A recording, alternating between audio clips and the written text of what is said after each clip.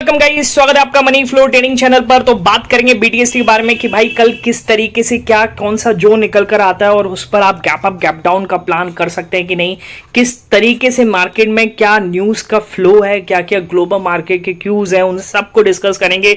और साथ के साथ आज हमने जो लर्निंग चैनल पर डिस्कशन किया उसका क्या फायदा देखने को मिला, क्या डिस्कशन था, ये सारी चीज हम डिस्कस करने वाले हैं। उससे पहले अगर आप मेरे चैनल पर नए हैं तो प्लीज चैनल को सब्सक्राइब कर लीजिए, साथ के साथ बेल आइकन को प्रेस कर दीजिए जिससे you will never miss the update.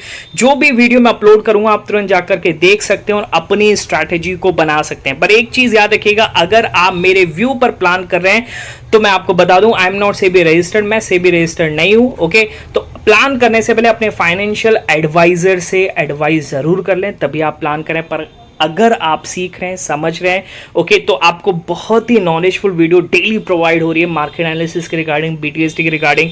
तो देखिए, समझिए और खुद से प्लान कीजिए। अगर मेरा व्यू मैच करे तभी जाकर के प्लान कीजिए, वरना मत कीजिए, कोई दिक्कत नहीं है। अपना व्यू बनाइए फिर प्लान कीजिए। ओके, पर अगर आप मेरा वीडियोस देखते हैं तो प्लीज़ वीडियो को लाइक किया कीजिए, दोस्तों के साथ शेयर कीजिए और वीडियो को पूरा देखेंगे तो मुझे भी कुछ हेल्प मिलेगी। ओके, चलिए अब स्टार्ट करते हैं। सबसे पहले मार्केट को समझते हैं, किस तरीके से मार्केट में क्या हुआ। देखिए, काफ़ी दिनों से कह रहे थे कि भाई मार्केट क्रैश होगा, क्रैश होगा, नहीं हो रहा क्रैश भाई, पर आज मार्केट ने करेक्शन दिया। अब ये करेक्शन क्या कंटिन्यू रहेगा या नहीं रहेगा, फिलहाल देखने आने वाले दिनों में पता लगेगा। पर हमने क्या किस तरीके से प्लान किया, फटाफट से उसको समझ लेते हैं, फिर के मार्केट के बारे में बात करेंगे। ठीक है, चलिए स्टार्ट करते हैं। राइट हैंड साइड का वो पहला पिक देखा, क्या कह रहा है, 24,380 के नीचे डाउन साइड मूव पॉसिबल है। ठीक है, अब देखिए 24,380 को अगर मैं मार्क करूंगा, 24,380, दिस इज 24,380, इसको हमने मार्क किया। ठीक है, अब देखिए क्या हुआ, जब मार्केट इसके नीचे गया फिर से रिजेक्शन लेने लगा तो मेरे को लगा कि यार फिर फॉलोअप नहीं आएगा और यहां से हो सकता है इंटरडे लो बना करके मार्केट ऊपर चला जाए।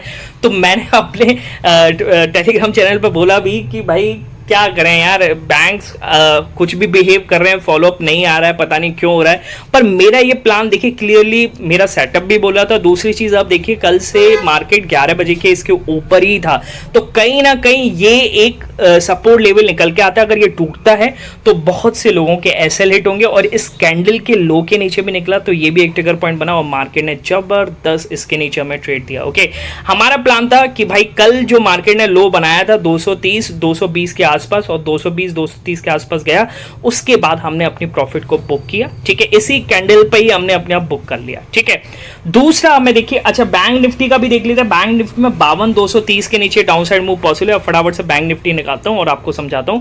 52,230, अब देखिए बैंक निफ्टी बहुत साइडवेज है, इसको भी मैं आपको समझाऊंगा क्यों ऐसा हो रहा है। ठीक है, तो बैंक निफ्टी की अगर बात करें तो बैंक निफ्टी में मैंने बोला है कितना, 52,230, तो 52,230 को एक बार मार्क कर लेते हैं। ये है 52,230। ठीक है, इसको हमने मार्क किया। अब देखिए मार्केट ने क्या हमें इस लेवल पर ट्रेड दिया। ओके, अब मैंने बोला है 9:48, जब ये रिजेक्शन लेके ऊपर चला गया था तभी मैंने बोला था। ठीक है, आप जाकर के चेक भी कर सकते हैं। ओके, फिर देखिए मार्केट ऊपर गया, फिर इसने जब इस लेवल को तोड़ा और जबरदस्त ट्रिगर हुआ, देखिए ये गया, फिर यहां से थोड़ा सा रिजेक्शन लेने की कोशिश और फिर से मार्केट ने पड़ा ट्रेड। ठीक है, ये रिट्रेसमेंट होके फिर हमें जबरदस्त स्पाइक देखने को मिला। ओके, और फिर मार्केट यहां पर सस्टेन, अब फिर देखिए यहां पर निकलना जरूरी है क्योंकि 52,000 पे आप देखेंगे अच्छा खासा सपोर्ट क्रिएटिव है। ठीक है, अच्छा खासा पुट राइटिंग हो रखी है, तो यहां कहीं हमने अपनी पोजीशंस को बुक किया। ठीक है, और एक और चीज बता दूं, देखिए काफी लोग कहते हैं, मेरे को काफी मैसेज आ रहे हैं, सर बैंक निफ्टी यहां से जाएगा नहीं जाएगा। यार आप एक चीज समझा करो, देखो बैंक निफ्टी यहां से जाना बहुत ही मुश्किल है। अगर आप एक बार कंट्रीब्यूटर्स देखोगे ना बैंक निफ्टी के, आप समझा करो, ऐसे ही नहीं बैठा करो कि भाई चला गया तो मेरा जीरो हीरो हो जाएगा। क्यों जाएगा, पहले देखो तो सही, बहुत कम चांसेस है। आप ये देख रहे हैं बैंक निफ्टी की कंट्रीब्यूट 12 बैंक्स है। ओके, 12 बैंक्स में से कोई भी पॉजिटिव कंट्रीब्यूटर है नहीं, सारे नेगेटिव है। ठीक है, बात समझ में आ रही है? तो कैसे आप सोच सकते हो कि यहां से पलट जाएगा मार्केट, पॉसिबल ही नहीं है, बहुत मुश्किल है। 99.99% का चांसेस है कि पलटना मुश्किल है। ठीक है, बात समझ में आ रही है? तो आप चीजों को समझा कीजिए, ऐसे ही बिल्कुल मत प्लान कीजिए। ठीक है, तो फर्स्ट ये हुआ। सेकंड देखिएगा, सेकंड कितना बढ़िया ट्रेड मिला निफ्टी में, 22,290 के नीचे डाउन साइड मूव पॉसिबल है। अब मैं फटाफट से 290 लगा लेता हूं, ये है 290, इसको मार्क किया 290। 300 पे जो बची कुछ ही पुट राइटिंग थी वो भी जाने वाली थी 290 के नीचे, और 290 के नीचे जब मार्केट गया और इधर तुरंत ही लेना था। देखिए कोई मतलब ही नहीं है सोचने का। ओके देखिए काफी बार मार्केट ने यहाँ टाइम बिताया है 290 के नीचे, इन सब के एसएल ट्रिगर हुए और मार्केट ने जबरदस्त आपको 140 तक का मूव दिया। ओके हमने इस कैंडल में यहाँ पर कहीं कहीं 190 के आसपास बुक कर लिया, बहुत चुपचाप तरीके से हम बैठ गए। ठीक है बात समझ में आ रही है। ओके फिर देखिए मार्केट ने साइडवेज बनाया। ठीक है अब आप एक क्लियरली देखिएगा एक रेंज बनती हुई नजर आ रही है, कोई डेटा नहीं बता रहा, डेटा बेरिश हो चुका था, एक रेंज बनती हुई नजर आ रही थी, रेंज आ रही थी ये 230 के ऊपर। ठीक है तो आपको नेक्स्ट पिक दिखेगा, समझिएगा किस तरीके से हमने अगला प्लान किया।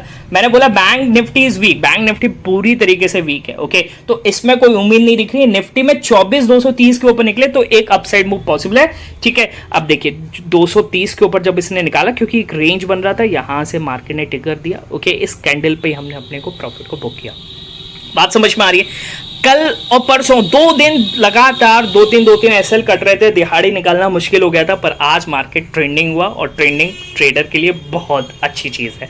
ठीक है चलिए तो देखिए एसएल कटते हैं, 2 दिन से एसएल कट रहे थे, मैं आपको शेयर कर रहा था, पर आज मिला तो मिला। ठीक है तो मिला कहीं पे भी मिले, डाउन साइड या अप साइड, जहां पर मिलेगा अपने लेवल को ब्रीच करेगा, चार्ट बोलेगा अपन लेंगे। ठीक है क्योंकि चार्ट भगवान है। ओके बात समझ में आ रही है। तो अगर आप भी मेरे साथ सीखना चाहते हैं, समझना चाहते हैं, कोई एसएल नहीं कोई टारगेट नहीं, ओके समझेंगे सीखेंगे सेंटिमेंट लेवल्स पर प्लान करेंगे, करना चाहते हैं तो आप मेरे साथ टेलीग्राम चैनल को ज्वाइन कर सकते हैं।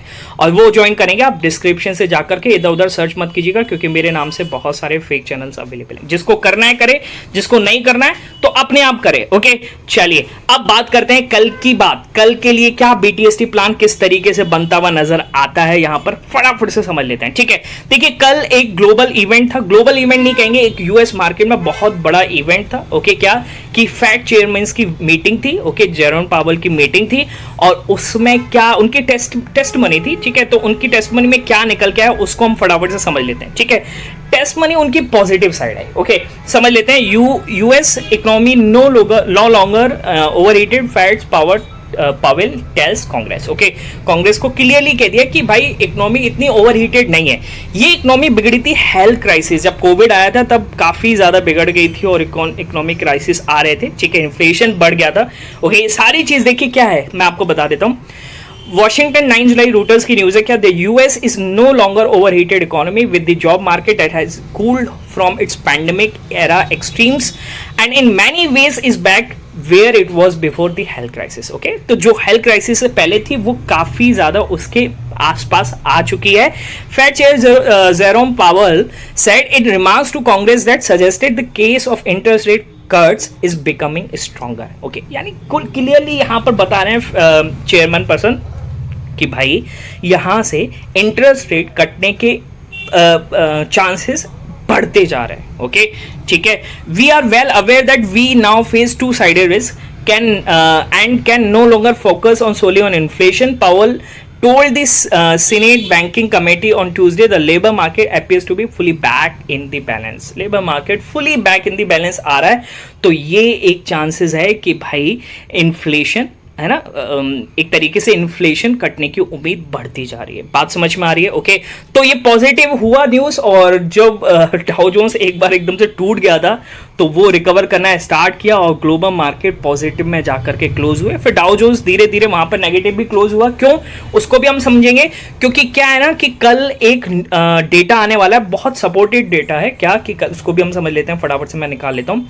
सीपीआई नंबर कल आने वाला है। ठीक है और सीपीआई नंबर आपको पता है बहुत ही इंपॉर्टेंट डेटा है, फेड की नजर है, बिल्कुल नजर है। ओके वो सोच के चल रहे हैं कि भाई ये मतलब कहते हैं ना कि हमें और डेटा देखने की जरूरत है, तो दैट इज सीपीआई नंबर। ये अगर यहां से बढ़ता हुआ स्ट्रॉन्गर साइड बनता हुआ नजर आया तो कहीं ना कहीं आपको रेट कट की उम्मीद बढ़ती हुई नजर आएगी। बात समझ में आ रही है। ओके क्लियरली मैं आपको बता दूं वो कल आएगा तो उसको हम कल समझेंगे किस तरीके से क्या किस तरीके से हमें प्लान करना चाहिए बीटीएसटी के बारे में। फिलहाल आज आपको क्या करना चाहिए उसको मैं बता दूं। देखिए कल अभी डेटा बड़ा आने वाला है तो हो सकता है ग्लोबल मार्केट एक तरीके से म्यूटेड रहे, ज्यादा बड़ा रैली और आसपास फ्लैट टू नेगेटिव पॉजिटिव बने रहे। ओके तो अपने मार्केट पे क्या असर पड़ेगा, क्या लेवल पर बाय करना चाहिए उसको हम आएंगे। पहले सबसे बात करें एसएनपी और नेस्डेक्स, ये लगातार तेजी बनाए हुए हैं और इनका तेजी बनाने का मतलब ये कि भाई हाई बाई जो लगा रहे हैं ये इनका ये समझ लीजिए कि Q1 के जो इनके कंपोनेंट्स हैं एंड टेस्ला, एप्पल, ब्रैडकॉम, इन सब के रिजल्ट्स फ्राइडे से अलाइंड है। ओके, तो इस वजह से इनमें तेजी बनती हुई नजर आ रही है और कल भी एक नया ऑल टाइम हाई इन दोनों ने लगाया है। ठीक है, बात समझ में आ रही है। और बाकी डाउ जोन्स देखें तो सुबह काफी ज्यादा नेगेटिव थे, अब नेगेटिव कम हो चुके हैं। ठीक है, बाकी अगर नेस्डेक्स और S&P फ्यूचर्स की बात करें तो उसको भी हम समझ लेते हैं, प्री मार्केट स्टॉक क्या चल रहे हैं किस तरीके से। देखिए डाउ जोन्स फ्यूचर -7 और ये दोनों पॉजिटिव साइड रन करते हुए नजर आ रहे हैं। ठीक है, बात समझ में आ रही है। अब हमें किस लेवल पे प्लान करना चाहिए, ठीक है, ये सारी चीजें आप मेरी कमेंट्री समझा करो। ओके, है ना। और मार्केट में क्या चल रहा है, अपना मार्केट वीक हो गया, एक तरीके से करेक्शन है। ओके, प्री बजट रैली है यार, एक बार अपसाइड गई तो अब डाउन साइड भी आएगी। Okay, but it is chances to buy in the budget stocks. Okay, ये चांसेस बन सकते हैं बजट स्टॉक्स में अपनी पोजीशंस बढ़ाने के लिए। FII DIAs लगातार अपनी पोजीशन बढ़ा रहे हैं। ओके, तो ये करेक्शन मिला है तो उसमें उन्होंने पोजीशंस बनाई है, चाहे रेलवे सेक्टर हो चाहे इंफ्रास्ट्रक्चर सेक्टर्स हो। ओके, तो उन स्टॉक्स में नजर रखिएगा। स्टॉक्स बोलना अलाउड नहीं है, तो आप जाकर के खुद समझ सकते हैं, नेट पर सब अवेलेबल है। ओके, चलिए अब किस लेवल के ऊपर आप यहां से अपसाइड डाउनसाइड का प्लान कर सकते हैं। ठीक है, तो देखिए रिसेंट लो जो रिसेंट इसने हाई बनाया है, इसके ऊपर मार्केट टिकता है तो कहीं ना कहीं अपसाइड पोजीशन बनती हुई नजर आएंगी।